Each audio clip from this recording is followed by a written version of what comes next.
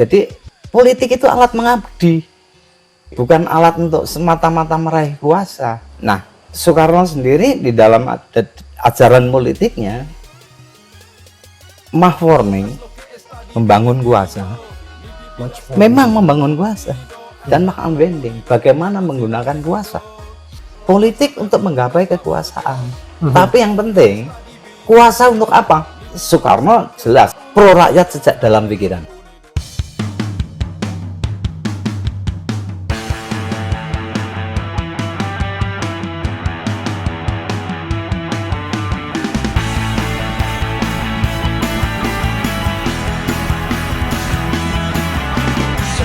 Pengaruhnya dunia loh, gerakan non blok itu hasilnya luar biasa loh Mas. Ya. KAA itu luar biasa loh, berapa negara Afrika dan Amerika Latin yang kemudian Pada tahun itu ya. pada tahun itu sehingga ya. sampai hari ini nama beliau di beberapa negara Afrika Ya. dan Amerika Latin masih sangat dihormati. Bahkan belakangan konon menurut Bu Koni Rahakundini ya, ketika ketemu Putin, Putin mengatakan akhir-akhir ini banyak mendalami pikirannya Soekarno kok. Bahkan Soekarno itu inspirator bagi kemerdekaan negara-negara Asia Afrika pada waktu itu ya. Iya. Hasil dari KAA, hasil dari apa namanya gerakan non bloknya. Ya. Dari imajinasi terus kemudian kesadaran politik, terus tentang orang bicara tentang kesadaran berbangsa dan bernegara itu ya Mas ya. Kehidupan keseharian kita itu langsung atau tidak langsung berkaitan dengan keputusan-keputusan atau kebijaksanaan politik gitu ya. Di situ kita melihat bagaimana benang merah antara yang namanya politik dengan kehidupan sehari-hari. Jadi politik itu bukan hanya partai politik, bukan hanya partai politik ya Mas ya. Yang tadi Mas, dibandingkan dengan apa yang Mas Yos alami dengan apa yang dialami oleh generasi sekarang misalnya. Kita ngomong untung ruginya ya. Untung ruginya ya.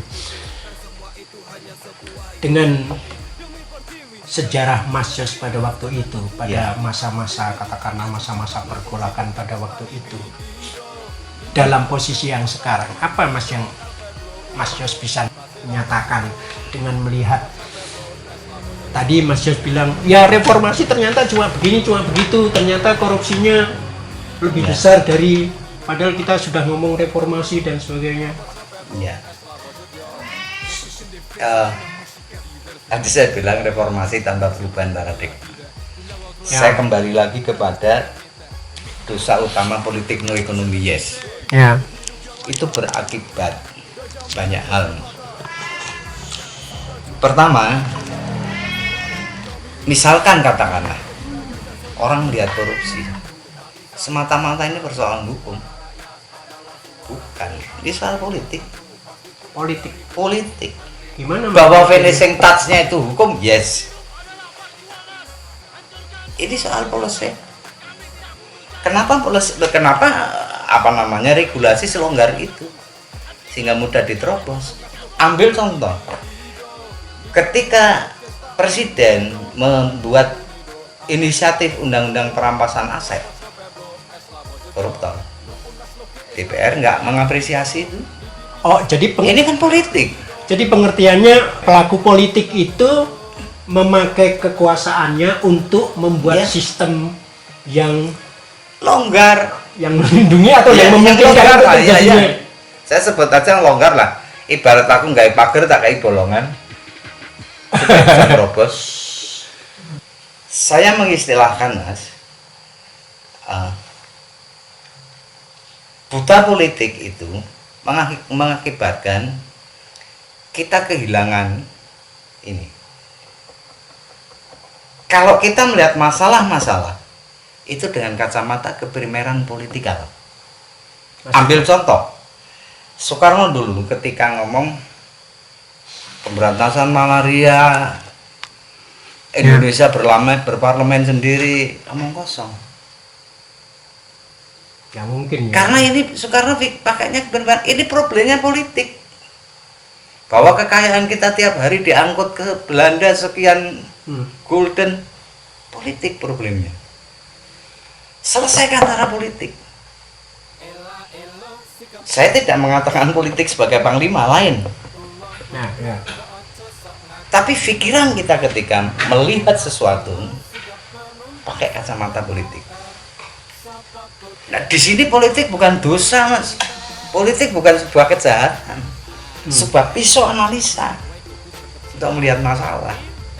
Ya. Sekarang saya katakan semua problem itu harus kita lihat dari kacamata keprimeran politika. Yang primer sebenarnya dalam satu negara itu politik. Oke.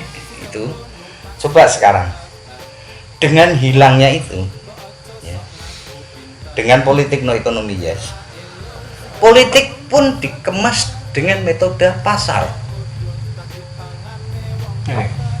ya. Apa bedanya konstituen dengan konsumen? Ada bedanya enggak? Saya masuk supermarket sebagai konsumen, ada barang, saya tidak bisa memilih kualitas maupun harganya. Ya sudah ditentukan ini kualitasnya, harganya sama ini. Begitupun ketika Anda ikut pemilu, Anda tidak bisa nawar kok. Dan itu yang terjadi sekarang. Dia, inilah politik dikemas dengan pasar. Apa salahnya, Mas? Loh, kehilangan rasionalitas dong kita. Kalau saya ke supermarket nggak ada yang saya pilih, saya tinggal keluar. Kualitasnya nggak ada yang cocok dengan saya, harganya menurut saya terlalu mahal, ya saya tinggal. Golput. Nah, kalau di politik kemudian saya dibilang apatis lah.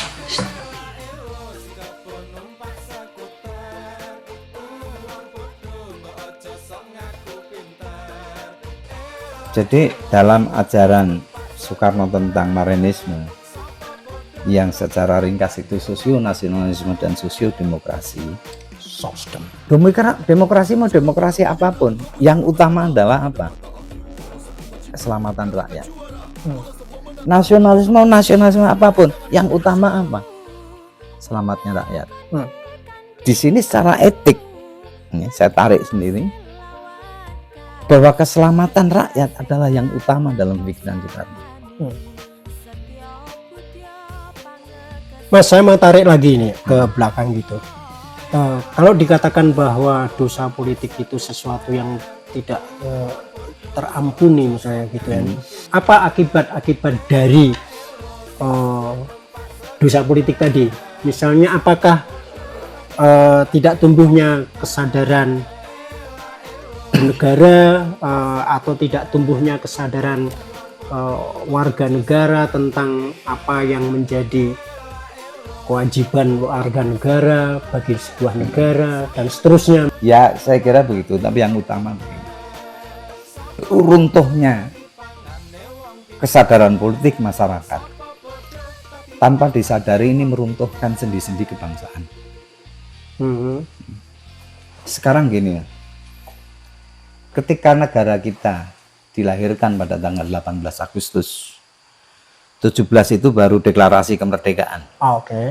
Tapi 17. negara didirikan itu 18 Agustus. Negara didirikan 18 Agustus. Kalau 17 itu hanya deklarasi kemerdekaan. Proklamasi pernyataan kemerdekaan. Ya. Nah,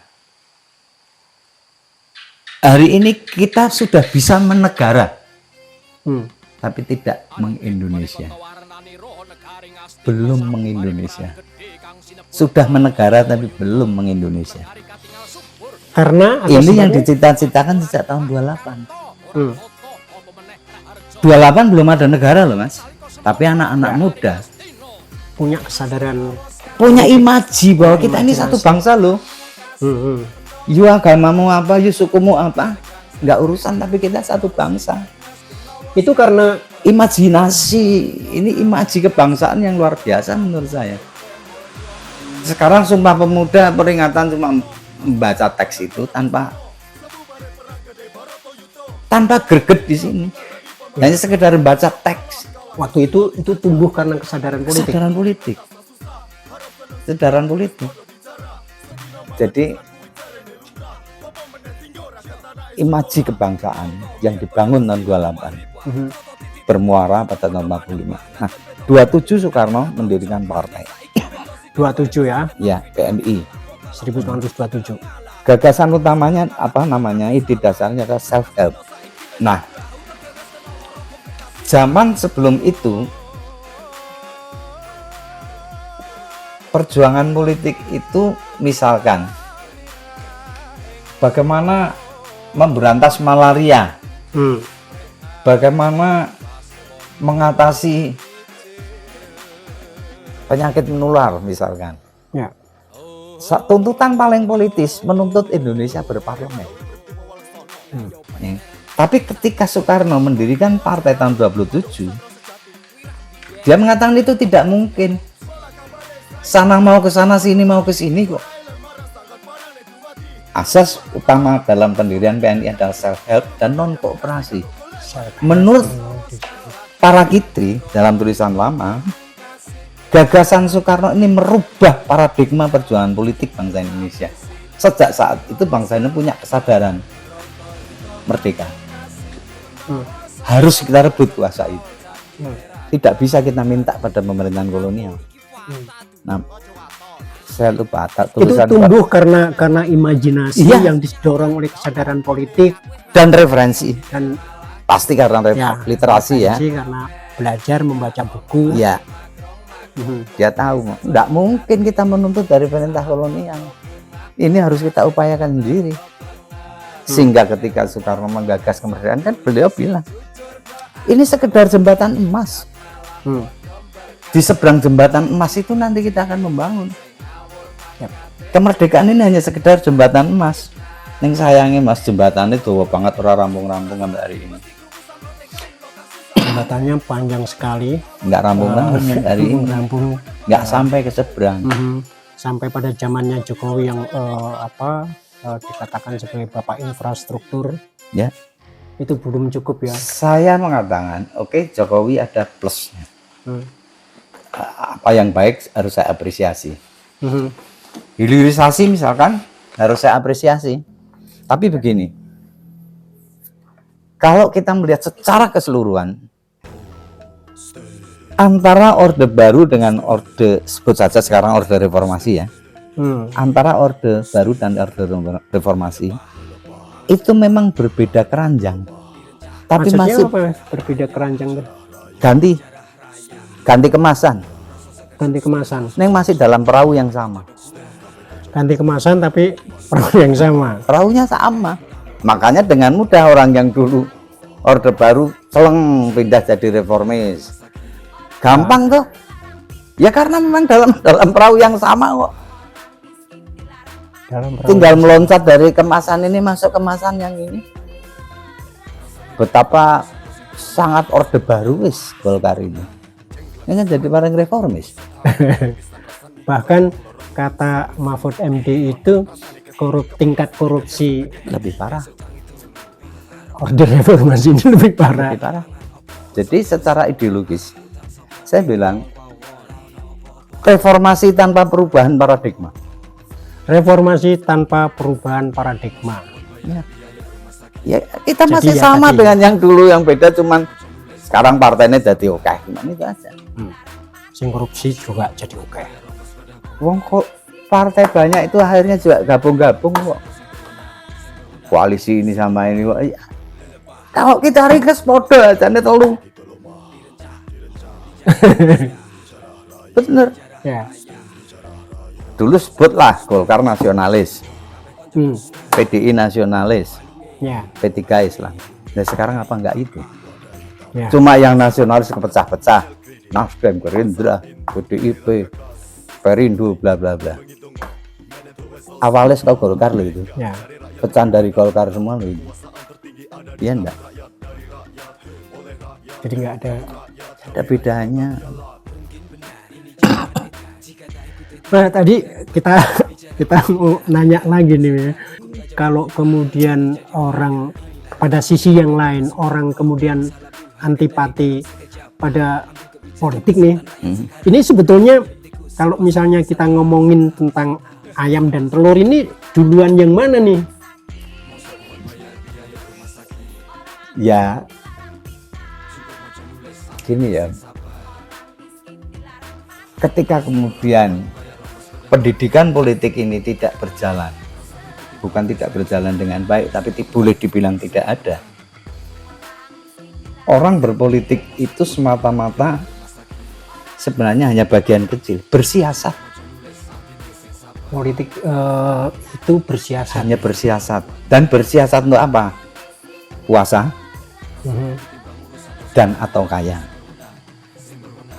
Jabatan publik adalah akses untuk menggapai sumber kekayaan. Ya. Jabatan publik itu bisa jabatan partai, bisa birokrasi. Hampir semua yang masuk politik, partai politik dan kemudian jadi parlemen atau jadi eksekutif, jurusannya pengen kaya. Kenapa Mas muncul pragmatisme semacam itu? Keberlanjutan dari politik no ekonomi yes. Ketika orang mencoba berpolitik, ruang yang ada sebenarnya tidak memberi tidak kondusif untuk pengembangan politik. Tapi Mas, jangan-jangan itu juga bagian dari siasat untuk mengkooptasi kekuasaan supaya tidak dimasuki oleh orang yang punya kesadaran politik. Betul. Betul. Jadi ini desain yang ya. Jadi mundur sedikit ini. Saat reformasi, apa yang didengungkan? Kanjeng Soeharto berserta kroninya. Stop KKN. Apa yang terjadi? Soeharto diganyang, kroninya menyebar kemana-mana. Saya tidak tahu siapa yang membisikin ketika Habibie mempercepat pemilu tahun 99, di mana sebenarnya hampir semua partai belum siap, terutama secara finansial. 99. Nah, disitulah para kroni Soeharto menyebar ke berbagai tokoh. Tapi Mas, dalam pemilu 99 itu PDI yang kemudian ditambah perjuangan, perjuangan itu kan menang sampai berapa 34%. Ya. Padahal 2 tahun sebelumnya Ya. itu cuma sekitar 3%-an. Itu gimana bisa dijelaskan? Itu euforia. Euforia pada Soeharto jatuh atau pada Euforia apa begini? Ada benarnya juga apa yang dibilang Soekartiri Nangkit bahwa orang kita itu melankoli. Gimana menjelaskannya? Jadi siapa yang teraniaya itu yang dibela. Oh. PDI kan teraniaya terus. Itu jadi kayak pilihan penyanyi dangdut di Indonesia. Harus diceritakan dari keluarga miskin. Betul. Gitu ya? Iya. PDI yang teraniaya, euforianya itu pola itu yang terus kemudian dipakai sampai sekarang gitu sampai ya? sekarang. Dicegal. Ya mau kan gitu. SBY misalnya ngomong teraniaya disingkirkan lah gini. Ya. Termasuk menangnya SBY tahun 2004. Itu kan dia orang yang teraniaya diusir oleh kabinetnya Mega. Di kabinetnya Mega dia Dipecat kan? Dipecat ya. Diberhentikan toh, direshuffle. Ah. Nah di situ kan didramatisir. Dia orang yang teraniaya. Hari ini the power of money. Anda mau puasa, punya duit berapa? Mau nyalon bupati, duitmu piro? Mau nyalon DPR, duitmu piro? Money yang berkuasa. Tapi pada saatnya akan bergeser, Mas. Knowledge. Siapa memiliki knowledge, dia yang akan memimpin. The power of knowledge. Makanya saya tekankan kepada teman-teman muda, kuasailah pengetahuan. Seluas mungkin pengetahuan Anda, kuasai. Karena ke depan the power of knowledge-nya akan kuasa. Oke. Itu harapan saya terhadap perubahan. Oke. Terima kasih banyak Mas Jos the power of knowledge. Kekuatan Money, fisik mampu mengintegrasikan money dan knowledge. Ya, ada tapinya. kekuatan fisik di depan. Ya. Belakangnya diintegrasikan kan konglomerat. Oke. Intelektual dibeli, kampus dan lain sebagainya. Ya. Ya. Artinya fisik mengintegrasikan money dan knowledge. Zaman bergeser, the power of money. Money mengintegrasikan fisik dan knowledge. Lembaga servicing bisa dibayar, biro hampir semua. Perguruan tinggi dibayar. Ya toh. Ini sekarang mana yang mengintegrasikan dua power yang lain? Nah, tadi katakanlah terakhirnya adalah Knowledge yang knowledge. Nanti knowledge lah yang akan mengelola kekuatan fisik dan kekuatan uang. Knowledge yang akan mengintegrasikan fisik. Dan kepemimpinan knowledge cenderung tidak manipulatif. Sebab knowledge yang manipulatif akan dikontrol oleh knowledge yang lain. Ya. Ya dah. Dan knowledge itu adalah yang paling demokratis. Ibaratnya Mas, kebenaran itu bisa datang dari seorang budak sekalipun. Sehingga knowledge ini sebenarnya paling demokratis. Aku melarat boleh, tapi saya punya kekuatan knowledge, saya bisa.